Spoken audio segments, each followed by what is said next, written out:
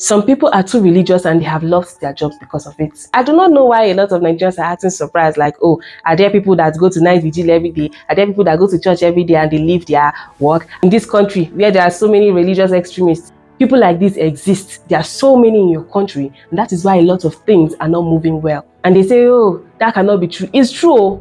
There are people who you will employ as a worker and they will take excuse to, sometimes they will not even tell you. Let's say they have to work from 9 to, let me say, 5 in the evening. Do you know that by 12:1, some of these people will leave their place of work?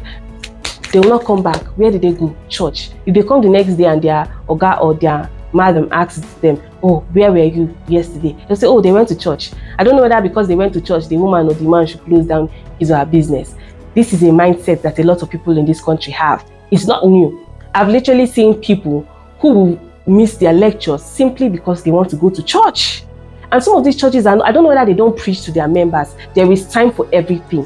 Why would you be going to church every single day to the extent that you miss important things?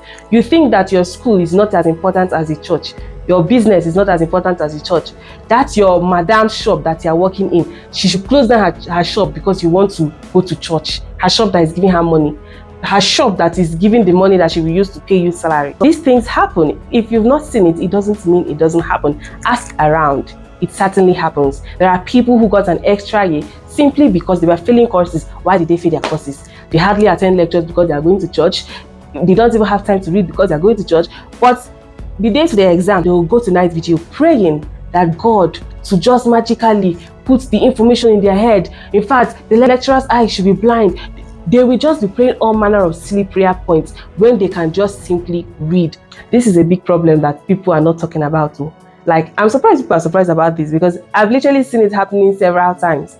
Especially the case of people working for someone and then closing the shop early just because they want to go and pray.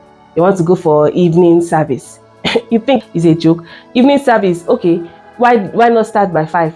But their own evening service, 3 o'clock. I don't know what they're going to do there. Sometimes I used to suspect it because looking for how to destroy someone's business using God as an excuse. Even God does not support such things. God expects you to work. That's the work of your hands. It's not do basically nothing. Every day you are in the church. You think God will bless you because you're in the church every day? And my own problem is, why don't they tell their members the truth? If you want to move forward in life, you need to find a balance.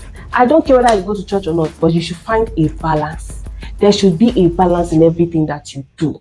You don't expect manna to fall from heaven because you read in the Bible that manna fell from heaven. Now you're expecting that if you go to church every day, one day, manna will fall from the pulpit or what?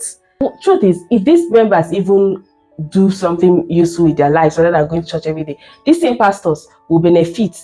But I think they don't know that. They will benefit in one way or the other because more money, more tithes. And how do you make more money? You go out and work. But the problem is that these pastors are brainwashing many of their members into believing that even if you don't work, miraculous money can fall into your bank account. How many percent of people have seen such miracle? You better find a way to balance your life. If you're among the people that used to do things like this, you can go to church on Sundays and you pick an extra day of the week to go to church.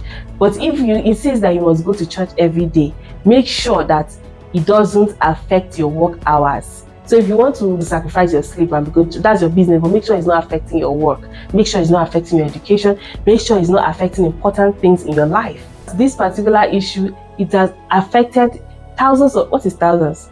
Probably millions of Nigerians, because as funny as this thing might be sounding, you'll be thinking, oh, it's common sense, balance your life. No, a lot of Nigerians do not know how to balance this thing out. Their own religious extremism is so much, and their pastors are encouraging them to be doing it. Even as a pastor, why are you setting your church program, your church activities in such a way that it will be hard for your members to balance it out? And some of them even threaten these members that, oh, if you don't come to church, God will not be happy with you, you will go to hellfire. So some of these people are doing it because they don't want to go to hellfire. Some people, it is fear that is making them to be doing things like this. Anyway, what do you guys think about this? And share your own experience with people like this, because I'm pretty sure there are lots of people that seen this type of religious extremism. Like, I'm not the only one who have seen them. They're very rampant. A lot of people have shared their stories. So don't forget to like and subscribe, guys. Bye.